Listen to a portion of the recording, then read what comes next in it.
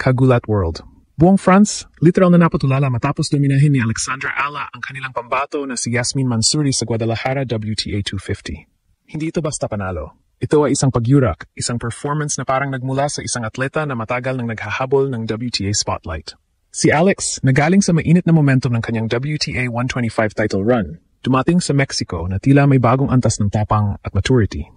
Pagpasok pa lang ng laban, agad niyang kinuha ang kontrol at hindi na ito binitawan kahit isang segundo. Ang 6-0, 6-2 na final score ay hindi lang simpleng numero. Ito ay patunay na ang Filipina tennis sensation ay unti-unti nang nabubuo bilang isang world-caliber competitor. 9 straight games ang inangkin ni Alex bago pa man nakaporma ang French qualifier. Halos isang oras lang ang buong laban, pero sapat yon para ipakita na ramdam niya ang court, ang bilis ng galaw, ang linis ng ball placement, at ang lamig ng decision-making. Sa bawat rally, parang may gustong patunayan si Alex, na kaya niyang makipagpalitan sa mas matatangkad at mas powerhouse na players, at kaya niyang buuin ang sarili niyang identity sa loob ng WTA Tour. Pero ang pinaka-nakakagulat dito, hindi na mukhang breakthrough run ang pinapakita ni Alex. Mukha na itong simula ng isang mas malaking mission. Ang Guadalajara ay naging simbolo. Dito niya nakuha ang pinakamalaking titulo ng kanyang career at dito rin siya muling umarangkada sa unang WTA 250 event na may dala-dalang confidence at momentum na bihira para sa kanyang edad. At sa panalong ito, muling nabuhay ang tanong na gumugulo sa mga Pilipinong nanonood. Kung ganito ang laro ngayon, gaano pa kalayo ang kaya niyang marating? Ito na ang puso ng From Heartbreak to Hope narrative ng ginulat ang mundo. Sunod-sunod ang taon ng pagsubok para kay Alex. Injuries, inconsistency, at pressure. Pero ngayong unti-unti na niyang binabasag ang pader sa WTA circuit, may bagong sigla ang mga Pilipinong naniniwala sa kanyang Grand Slam future. Kapag ang isang 19-year-old Filipina ay nag-day demolish ng top-tier European players sa WTA stage, hindi lang siya nananalo bilang atleta. Nagre-rebuild siya ng pag-asa para sa bansang minsan nang nasaktan at ngayon ay handa ng maniwala muli. Ito ang simula. Hindi ito upset. Ito ay pahayag. Alex Ayala is coming. Isang mas malakas na lindol sa mundo ng tennis ang naramdaman matapos ang performance ni Alexandra Ayala kontra Yasmin Mansouri sa Guadalajara WTA 250. Mula sa opening serve hanggang sa match point, parang may sariling storm system si Alex. Isang bagyong hindi nakita ng France na paparating. Ang buong laban ay parang cinematic sequence. Mabilis, matalas, walang pahinga. At sa gitna ng bilis ng game, may isang malinaw na mensahe ang Filipina teenager. Handa na siyang makipagsabayan sa mas mataas na antas ng WTA circuit. Pagdating pa lang sa Mexico, dala niya ang momentum ng isang kamakailang championship run. May bit-bit siyang bagong kumpiyansa, hindi yung pangkaraniwang I hope I play well today, kundi ang mas malalim na I belong here. At yan ang pinakahalagang shift sa kanyang career ngayon. Ang mindset. Ang aura. Ang lakas ng loob. Sa matagal na panahon, ang nakasanayan nating makita kay Alex ay potential.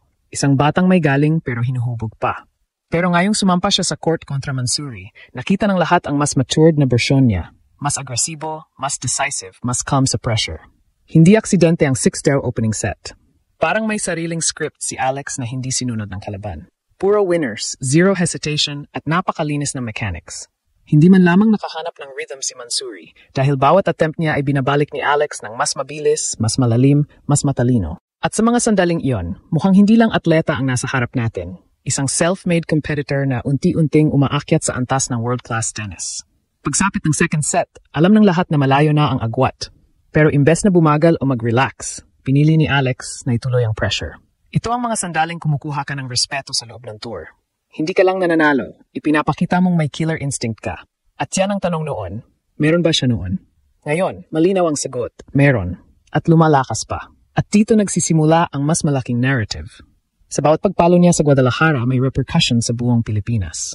Hindi ito ordinaryong player. Siya ang pinakamalapit nating pag-asa na marinig ulit ang Pilipinas sa Grand Slam conversation. Hindi pa yun bukas, hindi pa ngayong taon, pero ang ginagawa niyang groundwork ay eksaktong blueprint ng isang future Grand Slam contender. Magsimula sa 125s, magpadala ng shockwaves sa 250s, dahan-dahang buuin ang consistency para makatulak sa mas matataas na events. Pero higit pa sa rankings at torneo, ang totoong tumama sa puso ng mga Pilipino ay ang pagbabalik ng pag-asa. Sa lahat ng taong dumaan sa kanya, injuries, pressure, expectations, ngayon natin nakikita ang isang Alex na hindi bumibitaw. Sa bawat panalong ganito, mas lumalakas ang narrative ng ginulat ang mundo. Mula sa sakit, papuntang pagbangon, at ngayon papuntang pag-asa. At kung ganito ang simula pa lang, sobrang exciting isipin kung ano ang susunod. Pagkatapos ng napakabangis na statement win ni Alex Ayala kontra Yasmin Mansouri, mas lumalim pa ang epekto nito sa international tennis community.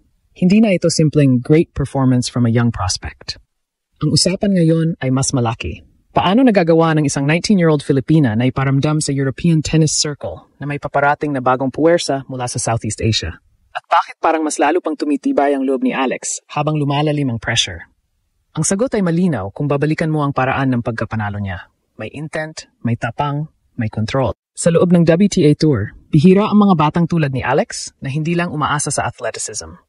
Ang tunay na nagpagulat sa mga analysts ay ang maturity ng shot selection. Hindi siya puro palo, puro purpose ang bawat tira. Kapag kailangan niyang umatras, alam niyang kailan hihintayin ang tamang opening. Kapag kailangan niyang tumira ng winner, hindi siya nagdadalawang isip. Ito ang klase ng instinct na hindi basta-basta natututunan sa junior circuit. Iba na ang hinugot niya. Karanasan sa pros, training sa international academies, at mental lessons mula sa bawat pagkatalo na pinagdaanan niya noong mas bata pa siya. At dito lumutang ang contrast kay Mansouri. Ang French qualifier ay kilalang scrappy at hindi basta sumusuko. Pero sa laban kay Alex, malinaw na nawalan siya ng sagot sa tempo. Parang naunahan siya ng 2 hakbang sa bawat exchange. At kung isipin, ang ganong uri ng dominasyon mula sa isang teenager ay hindi normal. Ito ang dahilan kung bakit may shock value ang panalo. Hindi lang nanalo si Alex, binura niya ang kalaban. Ngayon, kung ikokonekta natin ito sa mas malaking narrative, malinaw kung bakit tumagos ang performance na ito sa puso ng mga Pilipino. Sa loob ng ilang taon, nakakita tayo ng mga glimpses, magagandang run sa juniors, historic gold sa Asian Games at ilang big wins sa Pro Tour. Pero ngayon, ang unang beses na may sunod-sunod na momentum na ramdam mo sa hangin. Habang tumataas ang competition level, 125s papuntang 250, hindi siya natitinag. Hindi siya nagre-reset. Umaakyat siya. At dito pumapasok ang emotional core na locked sa ginulat ang mundo. Ang ideya ng Grand Slams, WTA goals, rally the nation to believe again. Hindi mo pwedeng sabihing hype lang. Hindi mo pwedeng sabihing aksidente. Nagsisimula ng mabuo ang trajectory na kailangan para sa isang legit Grand Slam contender. Consistency, mental toughness, at ability to dominate matches she's supposed to win. Noong tinalo niya si Mansouri ng ganoon kalinis, ipinakita niya ang pinaka-importanteng katangian ng isang future champion. Kapag kayang manalo, kailangan mong manalo ng walang pag-aalinlangan. Kaya ngayong papalapit ang mas malalaking tournaments, hindi lang international community ang nag-aabang. Ang buong Pilipinas ay muling humihinga ng may pag-asa. Sa bawat palo, may bitbit si Alex na kwento ng pagbangon. Sa bawat panalo, may bagong dahilan para maniwala ulit ang buong bansa na pwedeng may isang Pinay na tumapak sa Grand Slam main draw. Hindi bilang sorpresa, kundi bilang karapat-dapat.